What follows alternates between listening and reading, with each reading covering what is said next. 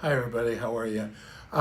Today, we're going to talk about Jesse Smollett's. I know a lot of you have questions about that. I got to tell you, I had a lot of questions about it too when I heard about it. Here you have a guy that makes a complaint to the police department about being attacked, that there are hate crimes going on when it happened, which affects everybody from now on that makes complaints about hate crimes, because they're going to look at this case and go, is it real? Are they not real? This guy's really affected a lot of people. So anyway, you go to the police, you make the complaint, the police say, we don't believe you. Nothing squares with the facts that you've told us. They give it to the prosecutors. What do the prosecutors do? After first bringing him to court, he gets released on a $10,000 bail. They say, we're going to dismiss the case. Why? Because he's going to forfeit $10,000 and he doesn't have a past criminal record and he's worked in the community. I got to tell you what a lot of BS that is. I don't know why this happened, but I do know this. It's wrong that it happened. There are some cases that should just be tried. When I was a prosecutor in all three of the counties, I was a prosecutor in LA, San Francisco, and Alameda.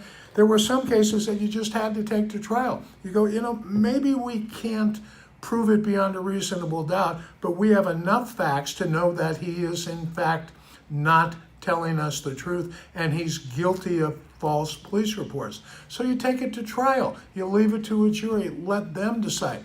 But what does this prosecutor do? We're going to get to keep the $10,000. Doesn't have a record, does a lot of community service, so we're going to let him go. What a bunch of baloney.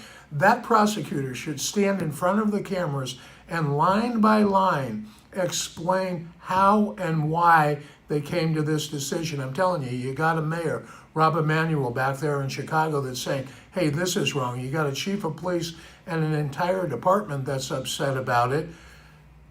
What makes you think you should dismiss the case? Why? You got to have a whole lot better reasons than we're taking $10,000 from him. I mean, how many of you think that's pocket change to Jesse? $10,000? He probably pulled it out in cash and gave it to him. So this is wrong, plain and simply wrong. And people should complain, and people should look at the next election when this head prosecutor comes up. And I got a feeling the mayor's going to take care of that, and the police are going to take care of that, and they're not going to give whoever their prosecutor is, their chief prosecutor, their endorsement.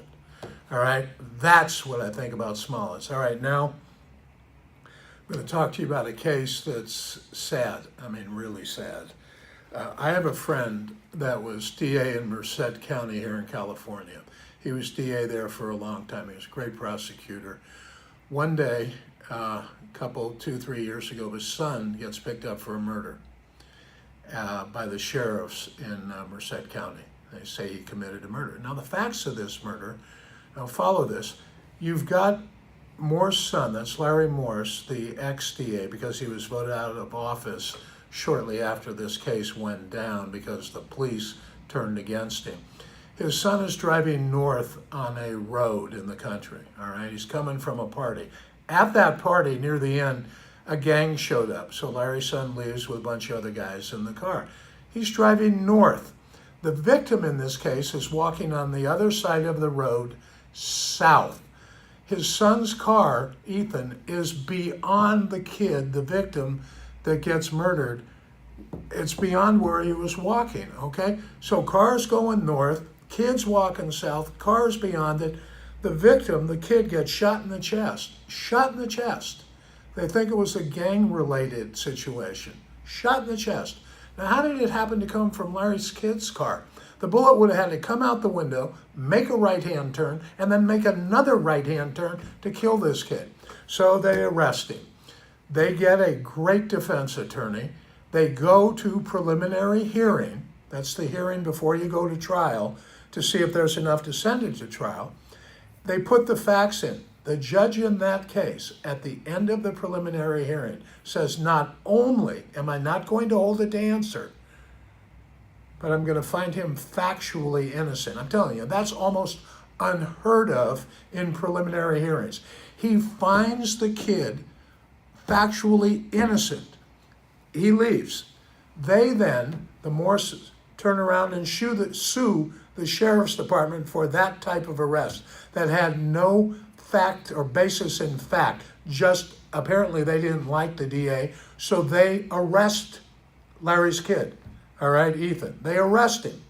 As I told you, go to PX, it gets dismissed at PX with a factual ending of innocence. I'm telling you, that's unheard of. All right, so what happens? The Morses then turn around and sue the sheriff's department.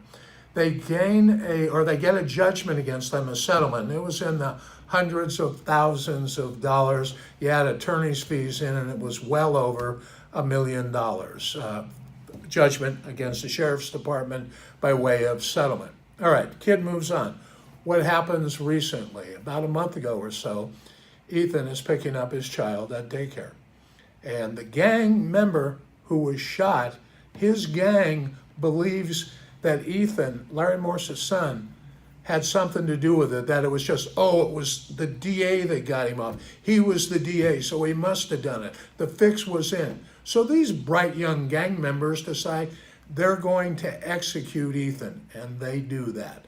A number of weeks ago, a gang member walks up to Ethan while he's picking up his child at childcare, puts bullets into his chest, turns around and casually walks away. I'm telling you, this case upsets me so much. My heart goes out to the Morse family, obviously. I hear that they are beyond distraught about this, all because of gang members thinking that his son, Ethan, did the shooting of one of their gang members. I'm telling you, it's wrong. I mean, they weren't thinking right, they didn't know the facts right, and they execute this kid. Shame on them. I'm telling you, that's why we have to deal with gangs in a very harsh manner. Even though I'm a defense attorney, I'm telling you, that type of execution killing is unnecessary, unwanted, and you ought to find out the facts before you go kill somebody. At least know why you're doing it. Shame on them.